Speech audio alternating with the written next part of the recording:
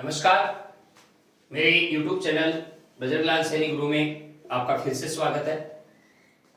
क्रिया विशेषण के अगले भाग में हम आज आपके सामने कालवाचक, स्थानवाचक और परिमाणवाचक क्रिया विशेषण लेकर प्रस्तुत हुए हैं। आप हमारे YouTube चैनल बजरंगलाल सैनी गुरु को लाइक, शेयर और सब्सक्राइब कीजिए।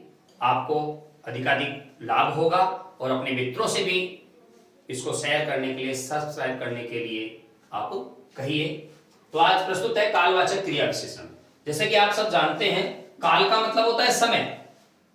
समय अर्थात क्रिया की जो स्थिति है, कब क्रिया कब किस समय हो रही है, उसका बोध कराने वाला कोई शब्द, कोई पद कालवाचक क्रिया विशेषण कहलाता है। ऐसा कोई शब्द जो क्रिया के समय को इंगित करे, क्रिया के समय को सूचित करे।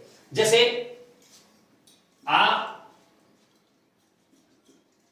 अभी चले जाइए, इसका मतलब है चले जाने का जो समय है अभी, अभी यानी इसी समय। तो ये क्रिया का काल है और क्रिया के काल को कालवाचक क्रिया विशेषण कहते हैं। तो ऐसे कालवाची जो शब्द हैं वाक्य में कहीं पर भी प्रयुक्त हो, कालवाचक क्रिया विशेषण की श्रेणी में आ जाते हैं। जैसे कुछ शब्द में लिख देता हूं। अब, अभी, इसी समय, इस समय, कल, परसों,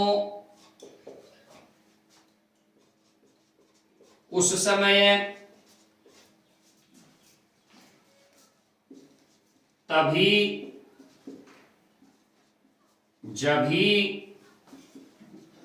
जब, शाम, सुबह, प्रातः, रात्रि, दिन, वर्ष, साल, युग, सोमवार, रविवार, एकादशी, द्वादशी,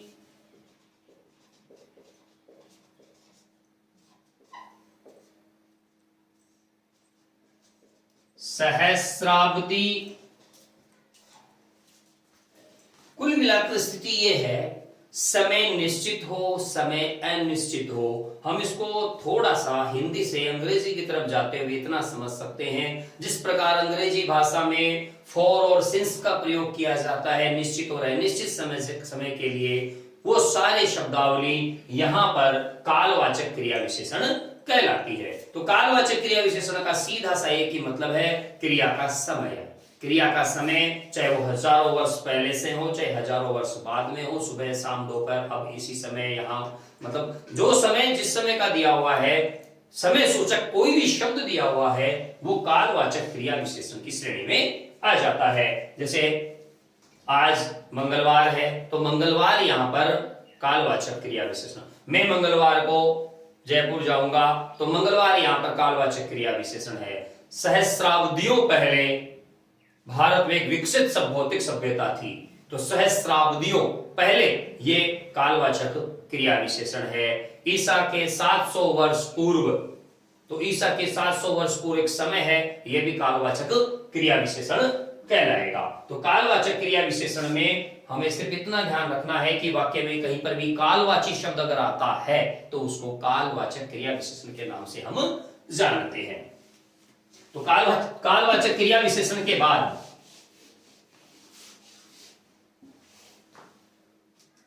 स्थानवाचक क्रिया विशेषण।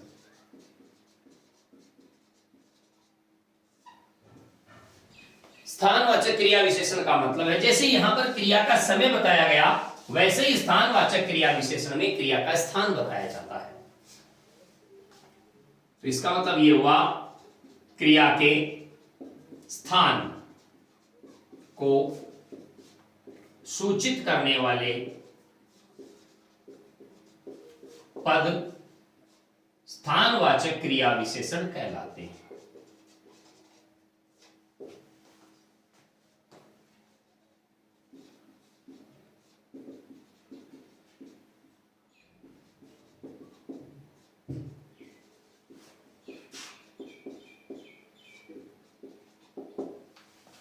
क्रिया के स्थान को सूचित करने वाले शब्द स्थानवाचक क्रिया विशेषण कहलाते हैं। ये हैं जैसे यहां, वहां, जहां,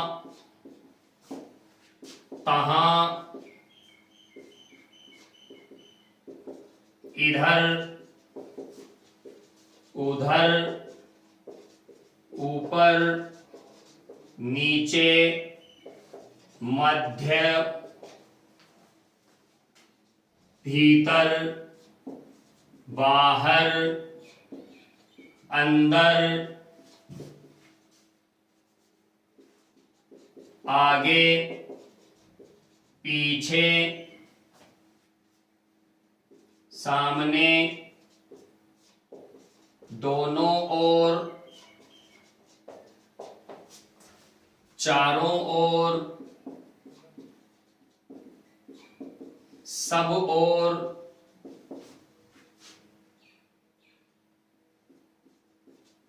सर्वतः,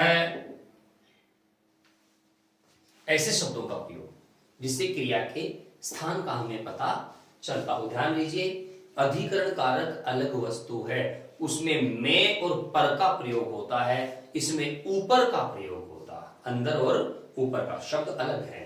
तो यहां पर ये शब्द स्थानवाचक क्रिया विशेषण में प्रयुक्त होते हैं। जैसे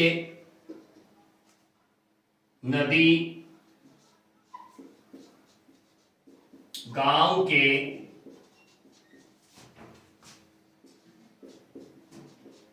दोनों ओर बहती है। नदी गांव के दोनों ओर बहती है, तो बहने क्रिया का स्थान है दोनों ओर, गांव के दोनों ओर। तो ये चीज हमें ध्यान रखनी है। सबसे पहले इस दोनों ओर के ठीक सामने क्या है? क्रिया। ये क्रिया, ऐसे एक वाक्य को लिखता हूं मैं, गांव के दोनों ओर नदी है। यहां पर ध्यान दीजिए, यही दोनों ओर यहां पे है, लेकिन इसके बाद एक संज्ञा है, क्रिया नहीं है। तो वाक्य को ध्यान से आप पढ़िएगा, वाक्य को ध्यान से देखिएगा, इधर उधर, आगे पीछे, दाएं बाएं, ऊपर नीचे, ये जो शब्द हैं, इनके ठीक बाद अगर क्रिया है तो वो क्रिया विशेषण है। अगर इनके ठीक बाद क्रिया नहीं है तो वो स्थान बोधक अव्यय है। वो स्थान बोधक या संबंध बोधक, स्थान बोधक या संबंध बोधक अव्यय है। ये ध्यान रखना है आपको। दोनों ओर, चारों ओर, सब ओर, इस ओर, उस ओर, सामने, आगे, पीछे, दाएं बाएं, ऐसे शब्दों के ठीक सामने अगर क्रिया है तो वो क्रिया विशेषण है, स्थानवाचक क्रिया विशेषण है। अगर ऐसे शब्दों के सामने क्रिया के अतिरिक्त और कुछ है, चाहे संज्ञा हो, सर्वनाम हो, विशेषण हो, तब वहां पर स्थानवाचक क्रिया विशेषण न होकर संबंध बोधक अव्यय होता है। ये आप जरूर ध्यान रखिएगा, ये इसमें सबसे महत्वपूर्ण बात है। तो इस प्रकार से ये था स्थानवाचक क्रिया विशेषण। इसके बाद आता है परिमाणवाचक क्रिया विशेषण। परिमाण का मतलब होता है मात्रा। परिमाणवाचक क्रिया विशेषण, परिमाण मतलब मात्रा। किसकी? क्रिया का परिमाण दर्शाते हैं। इससे क्रिया के परिमाण का पता लगता है। क्रिया के परिमाण का मतलब हो गया क्रिया की मात्रा का हमें बोध होता है। क्रिया की मात्रा के लिए कुछ शब्द है, जैसे उतना, इतना, जितना, कम, ज्यादा, अधिक, थोड़ा, ऐसे शब्दों का इसमें प्रयोग किया जाता है। जैसे उतना ही बोलो जितना कहा जाए, उतना ही बोलो जितना कहा जाए। तो इसका मतलब यह हुआ, बोलने क्रिया की मात्रा है उतना और कहने क्रिया की मात्रा है जितना। उतना, जितना, कम, ज्यादा। कई बार हमने देखा होगा कि कम बोलो, ज्यादा मत बोलो, थोड़ा बोलो लेकिन मीठा बोलो, तो ऐसे शब्दों का प्रयोग किया जाता है। तो थोड़ा, कम, ज्यादा, इतना, उतना, जितना, अगर क्रिया की मात्रा के लिए इनका प्रयोग हो रहा है, यह कहलाएंगे परिमाणवाचक क्रिया विशेषण। बड़ा ही सिंपल क्रिया विशेषण का एक प्रकार है परिमाणवाचक क्रिया विशेषण। तो देखिए, हमने कालवाचक क्रिया विशेषण पढ़ा, स्थानवाचक क्रिया विशेषण पढ़ा, परिमाणवाचक क्रिया विशेषण पढ़ा, और इससे पहले वाले वीडियो में हमने रीतिवाचक क्रिया विशेषण पढ़ा। तो क्रिया विशेषण के मुख्यतः ये 4 प्रकार होते हैं। अब हम अगले वीडियो में अव्यय के अन्य भेदों के साथ आपके समक्ष प्रस्तुत होंगे। तब तक के लिए नमस्कार।